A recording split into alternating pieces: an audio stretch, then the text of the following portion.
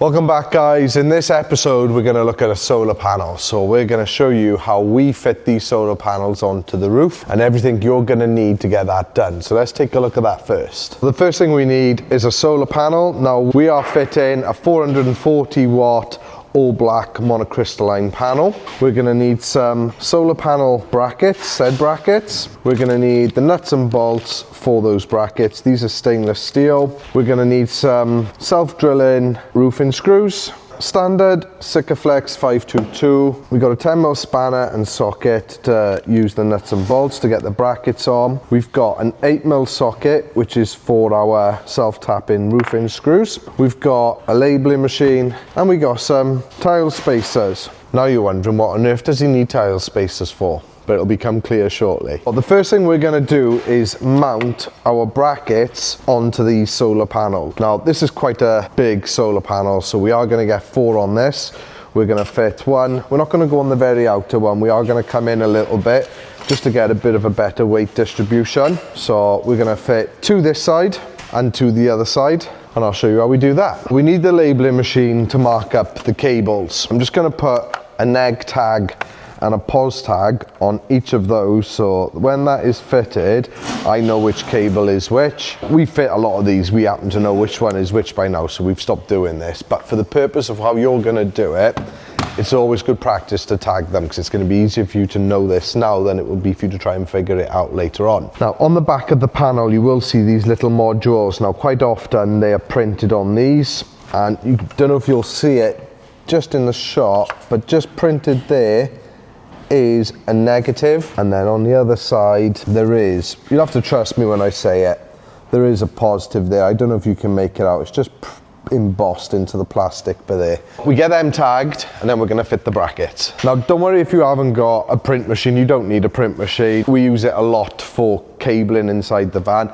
Bit of masking tape around it and just write it on is perfectly sufficient. So on these brackets you've got 2 holes in one flat plate, and then you've got a long elongated hole here. That's the section that is going to sit down on top of the solar panel like that. So if you look at it from the side, you see this bar is lifted. This is to create a gap between your solar panel and your van. We want that gap because that gap's going to create airflow, which is going to help keep the solar panel cooler, because the hotter these actually get, ironically, the less efficient they become. Now we're going to take the bolt, then we're going to put a split washer on the bolt, then a washer, and we're going to place that through the hole. We're then going to take another washer for underneath and then put the bolt on. Now this is a bit fiddly and can take a couple of attempts, but we'll get there. So I'm just going to hand feed that on until I can feel it's going to start to bite, and then we're going to make sure that the bracket is nice and flush up against the panel here. It's nice and tight. I'm just going to place the spanner on the bottom nut and tighten that up. That's our first bracket on. We'll repeat the same now for the other 3.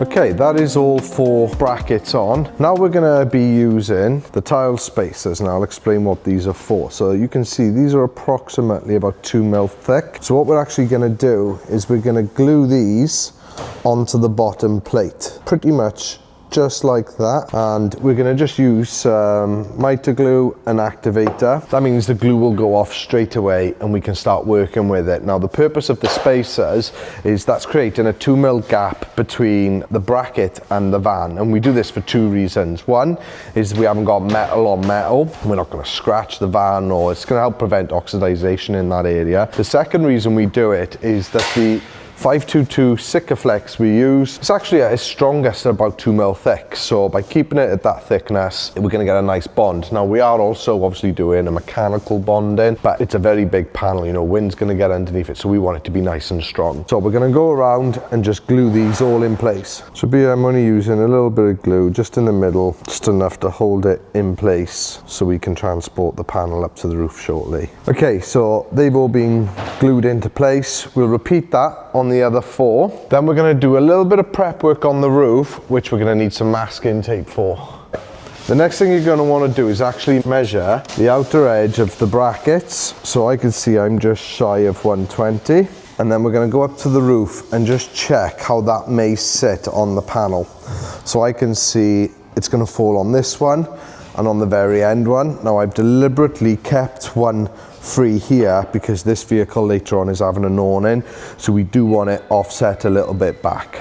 Now I know which two ribs the solar panel is going to sit on. What I'm going to do is just put some masking tape right along this rib and the outer rib. That's just to protect the metalwork until I get the solar panel into its final position. Now you'll notice when I was positioning it, we've got a trough here and then a peak here. We're fitting the brackets on the peaks. That's just to help mitigate any unnecessary water pooling around a bracket where we're going to have holes in the van. Now, whilst we're going to be using sealant to seal that up, if you're in a position where you can put your solar panel on the peak of the rib rather than within the trough of the ribs, it's going to be far more better for you. At this stage, we've got the panel ready and the roof is ready. They're big, they're heavy, they got some sharp corners on, so this is definitely a two-man job. So me and Ethan are gonna get this up on the roof, we'll get it into position and we'll go from there. So we've now got the panel into position. Now it actually took 3 of us to get this done, to do it in a safe manner, but it's on. We squared it on the ribs, and what we want is this entire flat plate to fall inside this full section. So you can see on that one, it does. And it does on the other side, and I'll show you what we do next. Right, so we've removed the tape. We're now going to just mark around where the brackets sit on the actual roof. So I'm just going to mark the sides, the front, and the side, this side, and do the same on the other side. I'm just going to do a little marker just so I can see where the back of the panel is. Now we're going to jack the panel up so it's just out of our way enough, and that's going to allow me to complete the next stage. So I've just gone and got myself some 150 grit sandpaper. Now what we need to do, where that bracket is going to sit, we need to score that area with the sandpaper just to make it a little bit less smooth.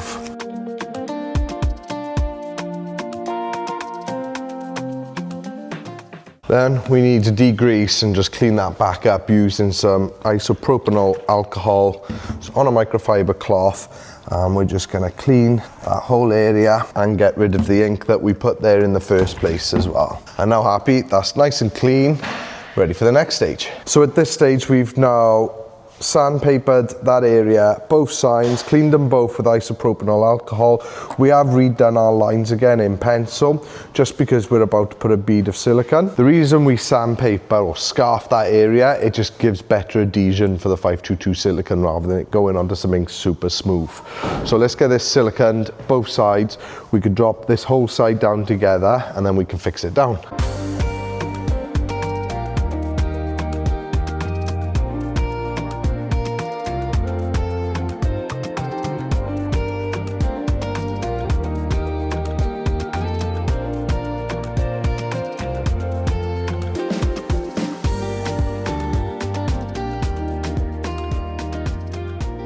Dropped it down now onto its bed of silicone. We're now going to put our self-tapper screws in. Right, so we've now fixed down both of these. So we're just going to clean the silicone that's come out and then just repeat the exact same thing on the other side. That is your solar panel completed. So we did go around and we've just cleaned the silicone all around the brackets. This is now nice and solid. We've got a Sikaflex bonding as well as 2 self-tapper bolt screws in each one. That's the panel in, but there is one more job we have left to do, and that is the solar entry gland. You can get them in different varieties. We're using this style today. The most important thing with these right now is the cable entry section, which are these 2 grommets here, are facing the rear of the van. When you're driving, if it's raining, you don't want that driving into your grommets. That's why it's been designed that points towards the rear, and that's why this is aerodynamic. So we're going to mark around this. Again, we're going to score the area with some sandpaper, and then we're going to drill a hole using a stepper drill bit, and we're going to go to 20 mil so we can then fit this electrical grommet, and that's just going to stop then the cables that go through the roof from rubbing against sharp metal. Right, let's get that done.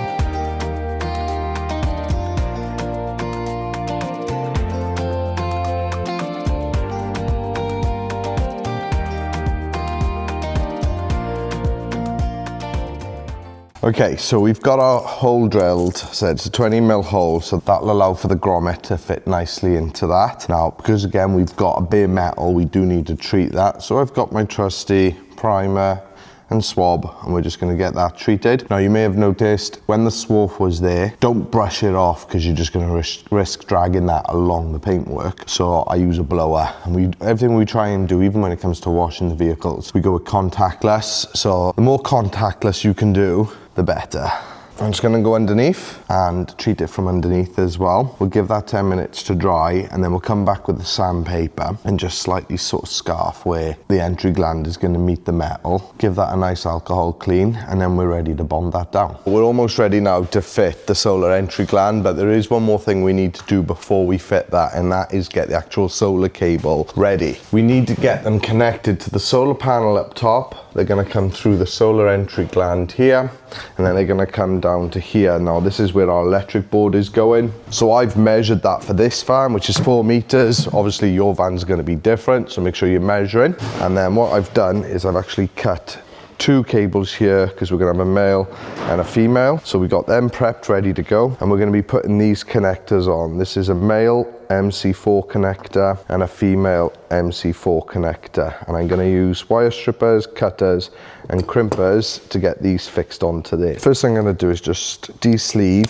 this cable, and then I'm going to take this piece and just see how that fits on there to see if I need to trim this cable at all. And I've got this on. You've got these 2 tabs on the end, so we just need to bend those over a little bit just so it's clamping down a little bit onto the metal. I'm not going too hard with this. I'm simply bending them into place, and then I'm going to take my crimper and I'm just going to crimp that on. And once that's done, I'm just going to give it a bit of a pull, make sure that's nice and solid. And this piece, so you got one piece is domed, the other piece has got the hole. So the connection that's got the hole in the end goes into the male, and when you push that in, you'll hear that click. And then we're going to tighten the end of that up so that just clamps the actual connector then onto the cable itself. That's the male one done, and then we've just got to put the domed end part will go on the other cable, and that is our 2 cables done. Now the last thing we need to do, earlier in the video we marked out and tagged our cables, so I can see that the female on the solar panel is negative. So what I'm now going to do is get the male connector and find the end of this cable. We're going to mark this one negative. Okay, that's done. And then we're going to take the other one and we're also going to mark this positive. Now, to be fair, you could just mark the one cable. I like to do the both just in case one of them comes off at some point. Then I have a spare one. So these are both marked. Now, if you have forgotten to mark them, you can use a multimeter to obviously figure that out later on. So what we're going to go do now is connect these up to the solar panel, run them through the solar entry gland, and then we can fit the entry gland. Right, so we've connected these onto our cables. The next thing to do is to feed the cable through your gland. Now, a little tip for you, these are held on by some nuts on the back of this. You want to make sure they're nice and tight, because on the outside is where your rubber grommet is to stop water ingressing into it. So if you look just inside there, you can just see the 2 nuts. I've already done this one, so I'm now ready to feed them through the hole, and then we'll silicone it down.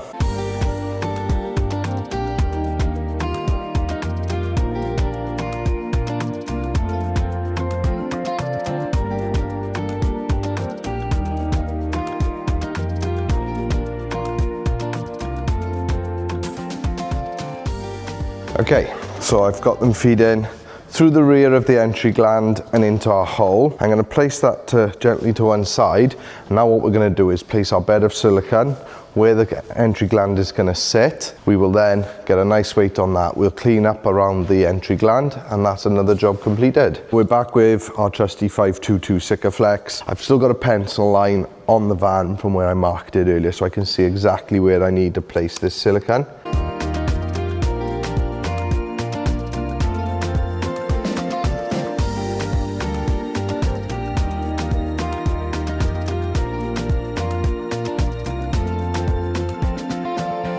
Right, so I've got that bedded down. We're gonna put a weight on it, try and help hold that firm. You can see we've got a bit of silicone that's gonna need cleaning up, but you'll also notice the ribs on this particular van are a little bit narrower than the entry gland, so we do need to top up just the two sides to make sure we've got a nice seal on that. Okay, so we got a nice thick bed underneath it and all around it. And my trusty apprentice, Ethan Veer, who's been hiding behind the camera all this time, is now gonna come and just clean that up for us. I'll show you that cleaned up and said we'll just leave the weight on it. We're not going to do anything with the cables, sort of tightening up those rear grommets just yet. We want that silicone to go off good and proper before we mess with that again. But say after 24 hours you can go up, take any slack out of your cables. We will tighten the rear grommets to make sure we've got that watertight seal around the cable, and then we will use some stick pads with some zip ties, and we will then also stick the cables down. But that is how we fit our solar panels. Hope you found this useful, guys, and we'll catch you on the next one.